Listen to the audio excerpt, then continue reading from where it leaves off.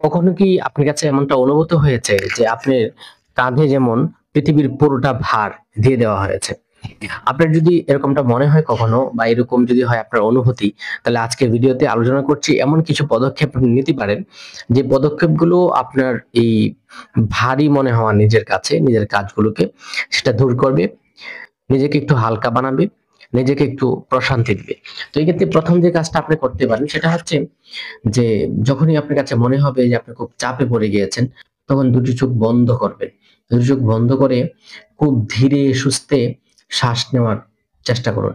শ্বাস নিন, আবার মুখ দিয়ে শ্বাস ছেড়ে দিন, নাক দিয়ে শ্বাস গ্রহণ করুন। এই যে এরকম কিছুটা মানে শ্বাস-প্রশ্বাসকে নিয়ন্ত্রণ করার চেষ্টা করুন।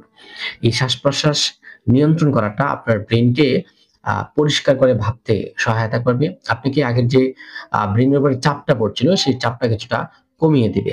আরেকটা কাজ করবেন, দ্বিতীয়ত যেটা সেটা হচ্ছে যে ব্রেক ডাউন ইউর টাস্ক, অর্থাৎ আপনার যে কাজ, এই কাজটাকে কয়েকটা ধাপে ভাগ করবেন। অনেক সময় আমরা অনেকটা কাজ শুরু করি। স্বাভাবিকভাবে সব কাজ, সব পরিকল্পনাই খুব লং হয়, খুব ভারী হয়, এটি স্বাভাবিক। তো এখন আপনার কাছে একসাথে কাজটা করতে গেলে ভারী মনে হতে পারে।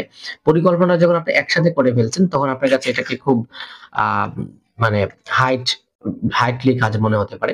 তো আপনি যদি এই কাজটাকে one step at a time, অর্থাৎ প্রতিটা মুহূর্তের জন্য আলাদা, আলাদাভাবে স্টেপ হিসাবে কাজটাকে বেছে নেন, তাহলে আপনার কাঁধে ওই যে ভারী মনে হওয়া কাজটা সেটা কমে আসবে। সুতরাং আপনি যে কাজটা করতেছেন, সেই কাজটাকে কয়েকটা ধাপে ভাগ করার চেষ্টা করুন।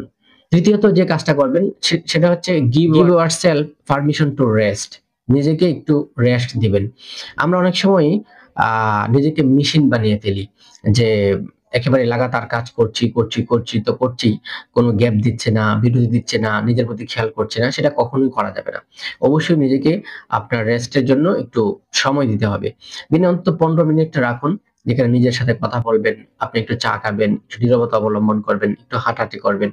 এই মুহূর্তগুলোতে নিজের জীবনকে দেওয়ার চেষ্টা করুন, উপভোগ করার চেষ্টা করুন। এটা আমরা সকালে করতে পারি। ফজরের পরপর যদি আমরা এই কাজটা করি, দেখবেন যে আপনার মনোবলে আপনি আলাদা একটা শক্তি পাচ্ছেন। আরেকটা কাজ যেটা করতে পারেন সেটা হচ্ছে আ মাইন্ডফুল ফিল্টার ব্যবহার করুন। অর্থাৎ আপনার মাথায় অনেক সময় নেগেটিভ কিছু চিন্তাভাবনা আসবে। আপনি সাথে, সাথে এই নেগেটিভ চিন্তাভাবনাগুলো মাথা থেকে দূর করার চেষ্টা করুন। যখন এই নেগেটিভ চিন্তাগুলো আপনার মাথায় আসবে, তখন আপনি নিজেকে এটা জিজ্ঞাসা করুন যে, "এই বিষয়গুলো কি আসলে সত্যি?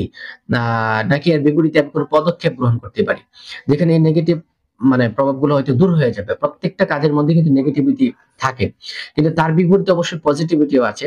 সুতরাং আপনি আপনার নেগেটিভিটিকে যাচাই করার চেষ্টা করুন যে, এটা কি আসলে আপনার ভয় নাকি প্রকৃত অর্থেই আ এরকমটা ঘটতে পারে। এভাবে আপনি এই বিষয়টাকে সমাধান করবার চেষ্টা করুন। এই বিষয়টাকে যদি বারবার আপনি নেগেটিভিটি ভাবতেই থাকেন,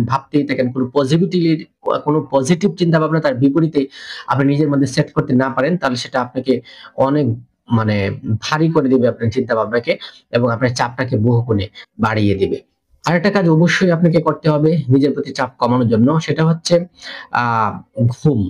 ঘুম হচ্ছে আপনার জন্য আসল ওষুধ বা মূল ওষুধ। এই কথাটা মনে রাখবেন। যে ঘুমের ঘাটতি মানে মানসিক চাপের একটা বাড়তি বোঝা।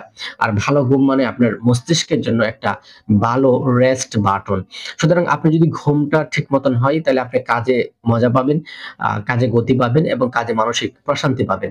এবং কাজের ক্ষেত্রে যে ভারত্ব মনে হওয়াটা, ভারী মনে হওয়াটা, বোঝা মনে হওয়াটা, সেটা অনেকাংশে আপনার কাছ থেকে কমে যাবে। আরেকটা পদক্ষেপ গ্রহণ করতে পারেন নিজেকে হালকা রাখার জন্য, সেটা হচ্ছে নিজের শরীরকে ভালোবাসতে চেষ্টা করুন। আমরা অনেক সময় আ নিজের শরীরকে ভালো রাখতে পারি না। খাবার-দাবারের ক্ষেত্রে পুষ্টিকর খাবার খাই না। যা মনে চায় তা খাইলাম, অথবা খাবারের কোনো রুটিন ঠিক রাখলাম না। এটা কখনোই করা যাবে না। মানসিক স্বাস্থ্যকে বা মানসিক অবস্থাকে আ মানে প্রভাবিত করে আপনার খাবার এবং আপনার শরীর ভালো কিনা, সুস্থ কিনা। সুতরাং অবশ্যই আপনার শরীরের প্রতি আপনি টেক কেয়ার করবেন। আপনার দৈনিক নিজেকে পরিষ্কার রাখা, পরিচ্ছন্ন রাখা, কাপড়গুলো পরিচ্ছন্ন রাখা, এগুলোর প্রতি অবশ্যই আপনাকে নজর দিতে হবে। কাজের আ নেশায় পড়ে যদি এগুলোর প্রতি খেয়াল ছেড়ে দেন, তাহলে একসময় কাজটাই আপনার কাছে অকাজে পরিণত হয়ে যাবে এবং খুব ভারী কাজ মনে হবে। সুতরাং অবশ্যই কাজের ফাঁকে, ফাঁকে নিজের শরীরকে সুস্থ রাখবার এবং ভালো রাখবার জন্য সুস্থ খাবার, ভালো পরিবেশ এবং পরিষ্কার পরিচ্ছন্নতা আপনাকে মেইনটেইন করতে হবে। সর্বশেষ যে বিষয়টা বলব সেটা হচ্ছে আ কৃতজ্ঞতা শক্তিকে ব্যবহার করেন। অর্থাৎ প্রতিদিন আপনি মানুষের প্রতি কৃতজ্ঞতা বোধ প্রকাশ করেন। যারা আপনাকে উপকার করছে তাদের প্রতি কৃতজ্ঞতা প্রকাশ করেন। নিজের প্রতি নিজে কৃতজ্ঞতা প্রকাশ করার চেষ্টা করবেন। প্রতিদিন ৩ টে এমন বিষয় আপনি লিখার চেষ্টা করবেন ঘুমানোর আগে। যে ৩ টা বিষয়ে আপনি নিজেকে থ্যাংকস দিতে পারেন, ধন্যবাদ দিতে পারেন। আজ কি কাজ করলেন? এই কাজগুলোতে কি এমন কাজ ছিল যার জন্য নিজেকে ধন্যবাদ দিতে পারেন।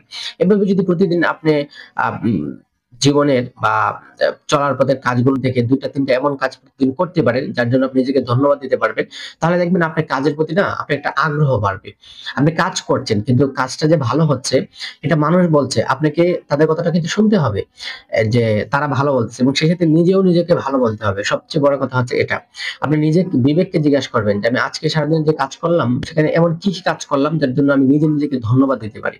এরকম ভাবে যদি দৈনিক কমপক্ষে ৩ টা কাজও করতে পারেন তখন রাতে ঘুমানোর আগে অবশ্যই নিজেকে ধন্যবাদ দিবেন। নিজের প্রতি কৃতজ্ঞতা প্রকাশ করবেন।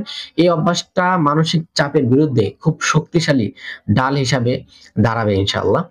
সম্মানিত ভাই, সর্বশেষ একটা কথা বলি। সেটা হচ্ছে আসলে প্রতিদিনের এই ছোট জয় বা ছোট অর্জনগুলো মিশেই কিন্তু তৈরি হবে একটা শান্তিময় জীবন।